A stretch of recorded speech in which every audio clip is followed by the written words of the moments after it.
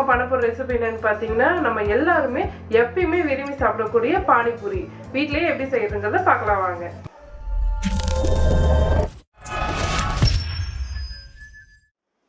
பானிபூரி செய்ய பூரி மாவு ரெடி பண்ணிக்கலாம். அதுக்கு ரவை 1 கப் 250 கிராம், மைதா 3 டேபிள் ஸ்பூன், எண்ணெய் 1 டேபிள் ஸ்பூன், உப்பு 1/2 டேபிள் ஸ்பூன். இதை கை வச்சு ஒரு தடவை நல்லா கலந்து விட்டுக்கோங்க. கொஞ்சம் கொஞ்சமாக தண்ணி சேர்த்து இப்போ இதை பிணைஞ்சிக்கலாம். மாவு கொஞ்சம் கெட்டியமாக பிணைஞ்சிக்கணும், ரொம்ப தண்ணியாக ஆகிடக்கூடாது. அதனால கொஞ்சம் கொஞ்சமாக தண்ணி சேர்த்து இந்த மாதிரி பிணைஞ்சிக்கோங்க. நான் 6 டேபிள் ஸ்பூன் தண்ணி சேர்த்துருக்கேன். ஒரு 5 நிமிஷத்துக்கு இதை நல்லா பிணைஞ்சிக்கோங்க. இந்த மாதிரி கெட்டியமாக பிணைஞ்சிக்கோங்க. ஒரு 20 நிமிஷத்துக்கு இது நல்லா ஊறட்டும். அதுக்குள்ளே நம்ம புளி தண்ணி ரெடி பண்ணிடலாம். ஒரு மிக்சி ஜாரில் புதினா 1 கையளவு, கொத்தமல்லி இலை 1 கையளவு, பச்சை மிளகாய் 2, இஞ்சி 1 துண்டு, சீரகம் 1/2 டேபிள் ஸ்பூன், எலுமிச்சை சாறு 1 டேபிள் ஸ்பூன், அதாவது இது ஒரு பழத்தோட சாறு. இப்போ இது எல்லாத்தையுமே நல்லா அரைச்சிடுங்க. இந்த மாதிரி ஸ்மூத் பேஸ்ட்டாக அரைச்சிக்கோங்க. இதை ஒரு பவுலுக்கு மாற்றிடுங்க. இதில் பெருங்காயத்தூள் 1/2 tablespoon, chaat masala 1 tablespoon, உப்பு 1 டேபிள் ஸ்பூன், தண்ணி சேர்த்து இதை நல்லா கலந்து விட்டுக்கோங்க. இது ஒரு தடவை நல்லா மிக்ஸ் பண்ணி விட்டுக்கோங்க. அவ்வளோதான், ரெடி. புளி தண்ணி ரெடி பண்ணிக்கலாம். இவ்வளோ பெரிய சைஸ் புளி எடுத்து இதை நல்லா 10 நிமிஷத்துக்கு ஊற வச்சுக்கோங்க. ஊற வச்ச புளியை இந்த மாதிரி தண்ணியாக கரைச்சிக்கோங்க. இதை ஒரு கடைக்கு மாற்றிடுங்க. வெல்லம் 3 டேபிள் ஸ்பூன், பேரிச்சப்பழம் 10, நடுவில் சீட்ஸ் இல்லாத பேரிச்சப்பழமாக எடுத்துக்கோங்க, மிளகாய்த்தூள் 1 டேபிள் ஸ்பூன், உப்பு 1 டேபிள் ஸ்பூன். இது எல்லாத்தையும் ஒரு தடவை நல்லா கலந்து விட்டுக்கோங்க. பேரிச்சப்பழம் நல்லா வெந்து வரட்டும். இந்த புளி தண்ணியும் பச்சை வாசனையெல்லாம் போய் நல்லா கொதிச்சு வரட்டும். அது வரைக்கும் இதை நல்லா வேக வச்சுக்கோங்க. தண்ணி எதுவும் சேர்க்க வேண்டாம், இதுலேயே நல்லா வெந்து வரட்டும். இது நல்லா கெட்டியமாக ஆகிற வரைக்கும் நல்லா வேக வச்சுக்கோங்க. புளி தண்ணி ரொம்ப நல்லா சுண்டி இருக்கு. நம்மளோட பேரிச்சம்பழம் கூட ரொம்ப நல்லா வெந்திருக்கு. சாட் மசாலா 1 டேபிள் ஸ்பூன் ஒரு தடவை நல்லா கலந்து விட்டுட்டு இப்போ அடுப்பை ஆஃப் பண்ணிடுங்க. நல்லா ஆறுனதுக்கப்புறம் ஒரு மிக்சி ஜாருக்கு மாற்றிட்டு இதை நல்லா அரைச்சிக்கோங்க. இந்த மாதிரி ஒரு மிக்சி ஜாருக்கு மாற்றிடுங்க. உப்பு 1/2 டேபிள் ஸ்பூன் சேர்த்து இதை நல்லா பேஸ்ட் போல் அரைச்சிக்கோங்க. அரைச்ச புளி சட்னியை இந்த மாதிரி ஒரு பவுலுக்கு மாற்றிடுங்க. அவ்வளோதான், நம்மளோட புளி சட்னியை ரெடி. அடுத்ததான் இந்த மாதிரி ஒரு மிக்சிங் பவுல் எடுத்துக்கோங்க. 4 உருளைக்கிழங்க வேக வச்சு இந்த மாதிரி மசிச்சு எடுத்திருக்கேன். பெரிய வெங்காயம் 1 பொடி பொடியாக நறுக்கி வச்சுருக்கேன். கொத்தமல்லி இலை நறுக்கியது, உப்பு 1 டேபிள் ஸ்பூன், மிளகாய்த்தூள் 1/2 tablespoon, chaat masala 1/2 tablespoon, பெருங்காயத்தூள் 1/4 டேபிள் ஸ்பூன். இப்போ இது எல்லாத்தையுமே நல்லா மிக்ஸ் பண்ணி விட்டுக்கோங்க.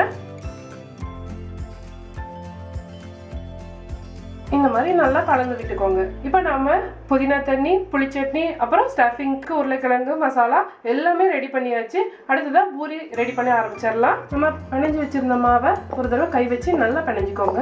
இதை இப்போ தேய்க்க ஆரம்பிச்சிடலாம். இது மாதிரி சப்பாத்தி கடையில் கொஞ்சம் போல வரமாவு போட்டுக்கோங்க. நம்ம பிசைஞ்ச மாவுலேருந்து கொஞ்சம் போல மாவு எடுத்து இப்போ இதை நல்லா தேய்க்க ஆரம்பிச்சிருங்க.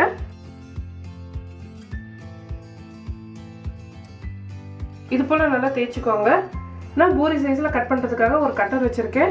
அதை வச்சு இந்த மாதிரி ப்ரெஸ் பண்ணால் அழகாக நம்மளுக்கு பூரி சைஸில் கிடைக்கும்.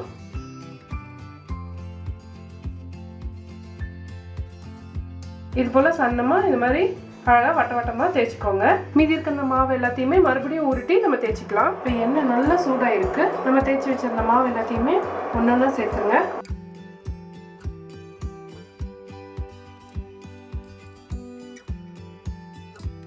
பபிள்ஸ்லாம் அடக்கி ரொம்ப நல்லா பொரிஞ்சு வரணும். நல்லா ப்ரௌன் கலர் வர வரைக்கும் இதை நல்லா பொரிச்சு எடுத்துக்கோங்க. இந்த மாதிரி திருப்பி திருப்பி விட்டு பொரிச்சு எடுத்துக்கோங்க. பபிள்ஸ்லாம் அடங்கினதுக்கப்புறம் எடுங்க. இல்லைன்னா நீங்கள் எடுத்து கொஞ்ச நேரத்துலேயே இது அப்படியே மெதுவாகிடும். அதனால் நல்லா கிறிஸ்பியாக வரணும்னா கொஞ்சம் நேரம் விட்டுட்டு அது மாதிரி எடுங்க. இப்போ நம்மளோட பூரிஸ்லாம் எண்ணெயிலேருந்து எடுத்துடலாம். சூப்பராக ரெடியாக இருக்குது. கட்டும் போதே பாருங்கள் நல்லா மொறுமொறுன்னு சத்தம் வருது. ஒரு பிளேட்டுக்கு மாற்றிடுங்க. இப்போ எல்லாமே ரெடி ஆகிடுச்சு. இப்போ புளி தண்ணியில் கொஞ்சம் போல் காரா பூந்தி எடுத்து போட்டுருங்க. இதை லாஸ்ட்டாக போடுங்க, அப்போ தான் நல்லாயிருக்கும். உங்களுக்காக ஒரு பூரி எடுத்து உடச்சி காமிக்கிறேன். எவ்வளோ கிறிஸ்பியாக வந்திருக்குன்னு பாருங்கள். வாவ்! இதில் இப்போ ஃபஸ்ட்டு உருளைக்கிழங்கு மசாலாவை கொஞ்சம் போல் எடுத்து உள்ளார வச்சுடுங்க. அடுத்ததாக புளி சட்னி எடுத்து லைட்டாக வச்சுடுங்க. இப்போ இந்த பானியில் அப்படியே முக்கி எடுத்துருங்க.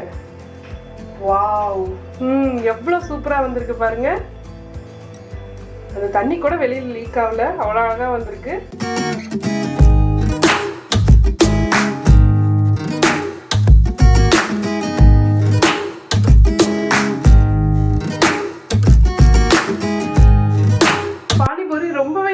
டேஸ்டியாக இருந்தது. கண்டிப்பாக எல்லாருமே விரும்பி சாப்பிடுவாங்க. எங்கள் வீட்டில் கூட 2-3 பேர் ரெடியாக நிற்கிறாங்க. கண்டிப்பாக இந்த ரெசிபி வீட்டில் ட்ரை பண்ணி பாருங்கள். மனமும் சுவையும் சேனல் சப்ஸ்கிரைப் பண்ணாங்க, சப்ஸ்கிரைப் பண்ணிக்கோங்க. பக்கத்தில் இருக்க பெல் ஐக்கானை அழுத்திக்கோங்க. லைக் பண்ணுங்கள், ஷேர் பண்ணுங்கள். உங்களுக்கு விருப்பமான டிஷ்ஷஸ் எதாக இருந்தாலும் என்னோட ஷேர் பண்ணி வச்சிங்கன்னா கமெண்ட் பாக்ஸில் கமெண்ட் பண்ணுங்கள்.